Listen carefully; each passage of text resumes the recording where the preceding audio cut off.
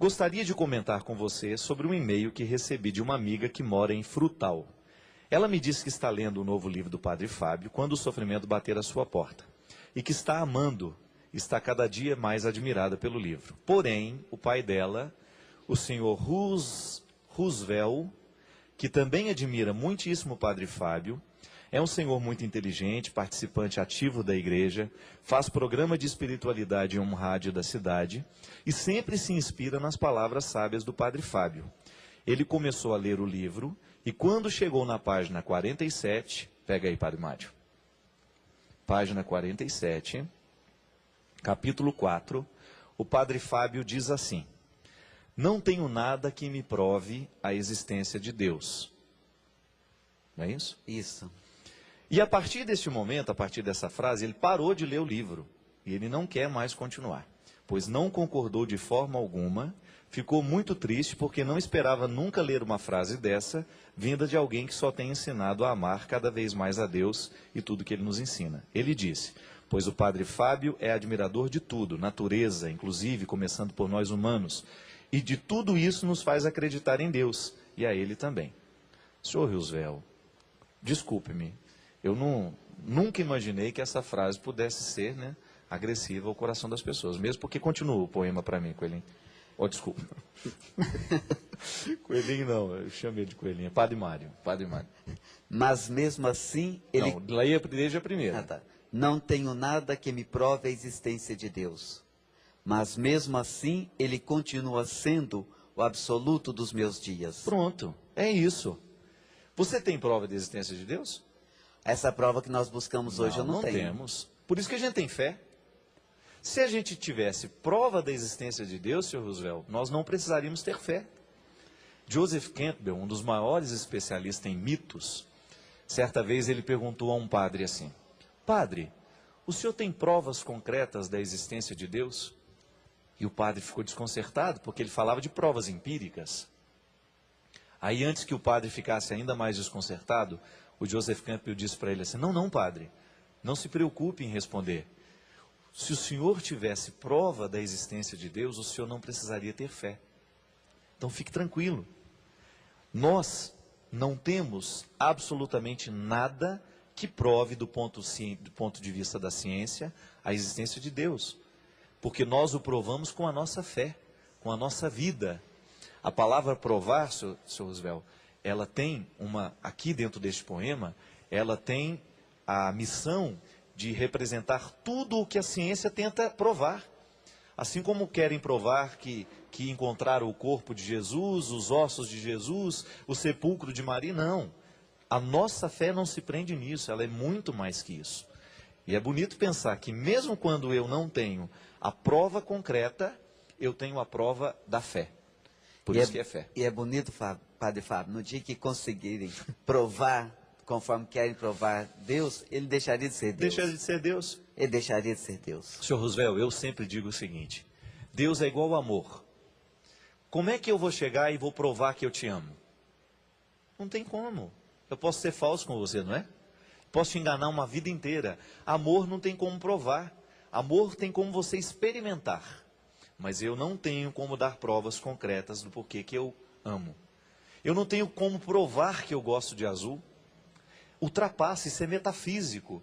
E a experiência de fé, meu querido, ela é uma experiência metafísica. Nós não precisamos ter provas. Agora, o que o senhor está falando são das vias que Tomás de Aquino fala. Nós temos as vias pelas quais nós chegamos ao conhecimento de Deus. A natureza, não é verdade? Quais são as vias? As 5 vias. Agora vou te fazer pergunta difícil de vestibular, você né? deveria ser de moral, né? Nós combinamos você fazer pergunta de moral, né? Não foi? Sr. Roosevelt, o Tomás de Aquino fala das 5 vias para se chegar ao conhecimento de Deus.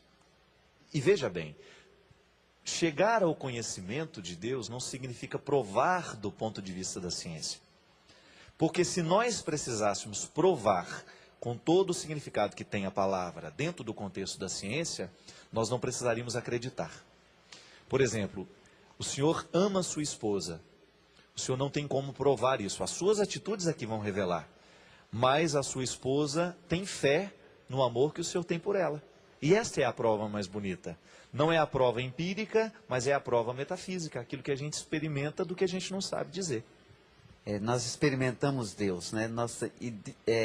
Deus começa a fazer parte da minha existência e eu passo a fazer parte da existência de Deus. Isso é muito pessoal. A experiência de Deus, ela é muito singular. Sabe, Padre Fábio, eu vejo muita samaritana. A samaritana teve aquele diálogo com Jesus, ela foi até a cidade, falou para aqueles homens, vieram até Jesus. A um certo momento, o que eles disseram para Jesus? Olha, nós até viemos aqui porque ela nos falou, mas agora nós acreditamos, não mais por aquilo que ela falou, mas porque nós vimos e ouvimos. E ver e ouvir na Bíblia tem um sentido diferente, né? Uma experiência que você faz. E ela é muito pessoal. Com certeza. Ela é muito singular. E a minha experiência de Deus vem ao longo do poema, Sr. Roosevelt. Se o senhor tivesse tido a paciência de ler até o final, o senhor ia ver. Está aí. Não tenho nada que me prove a existência de Deus, mas mesmo assim, Ele continua sendo o absoluto dos meus dias. Nunca choveu maná no quintal da minha casa. Já choveu no da sua? Também não. A imagem que tenho da Virgem Maria nunca derramou uma lágrima. A sua já? O que tenho aqui é essa mão machucada, esse dedo sangrando, este nó na garganta, este humano desconsolo, essa cor, essa dor e esse olhar desconcertante de Deus, deixando-me sem jeito ao dizer que me ama. Pronto. Sabe, eu estava me lembrando, Deus me decepcionou um pouco quando eu era criança. Eu posso dizer quando eu era pequeno, não pensam que é hoje, né? Mas quando passava aqueles filmes, né, de Moisés, que o mar se abria, as nuvens, e Deus falava, você acredita que eu ia para o campo assim para tentar conversar com Deus e nenhuma nuvem abriu para ele falar comigo? Imagina, eu era louco para ver um milagre. Eu também. Corri atrás de tudo para ver um milagre. E eu acho interessante isso, sabe, Mário? A minha experiência de Deus, ela é muito natural. Para mim, eu até, teve uns três semanas atrás, eu escrevi lá no meu blog, chama Vida Comum. E eu estava falando sobre isso, né? De uma experiência de sair até a padaria comprar pão. E fazer nessa experiência, em tudo aquilo que eu vi, uma experiência natural e bonita da vida que me prova a existência de Deus. Mas provar como sabor, né? Não provar como prova concreta que eu coloco na mesa. Não, eu provo enquanto sabor. Eu sinto que Deus existe, eu o percebo nas pequenas coisas. Isso é bonito demais. Não ficamos correndo atrás de milagre. Isso é verdade. E cada um tem a sua experiência. Eu vejo, Fábio, desculpa, toda te chama de Fábio. Já te chamei de coelhinho? Pois é. Mas veja, você é um poeta. Então, às vezes, você fala de Deus nas coisas simples que eu fico assim, meu Deus, de onde que ele tirou isso? Mas é a sua experiência. É. A minha forma de experienciar Deus é diferente. Tem outra forma. Eu tenho certeza que eu faço experiência. Aqui está a grandeza de Deus. É um Deus que se mostra, é um Deus que se revela de formas diferentes, agora eu tenho que estar atento. Meu Deus, um dia eu ouvi você falando, quando você ia em Aparecida, você vinha em Aparecida, do picolé. O picolé. Eu falei assim, meu Deus, o Fábio falou de Deus através daquilo ali. Meu Deus, aquilo lá para mim, eu queria mais chupar o picolé e pronto. É. Então, cada um tem a sua experiência, é bonito isso. E aí vem a questão mesmo da teologia moral. A teologia moral não posso ficar só nas regras, no que é proibido, no que é lícito ou ilícito. Mas a teologia moral também tem que me ajudar a fazer essa experiência de um Deus que me ama e que por isso eu devo defender a vida. Com certeza. É Esse porque é que é Deus me ama, é por isso que Ele defende a minha vida, desde a minha concepção até a minha morte. Não é que Ele quer colocar regras, proibir ou isso. Né? Parece que Deus nos colocou e começou a proibir tudo. Não.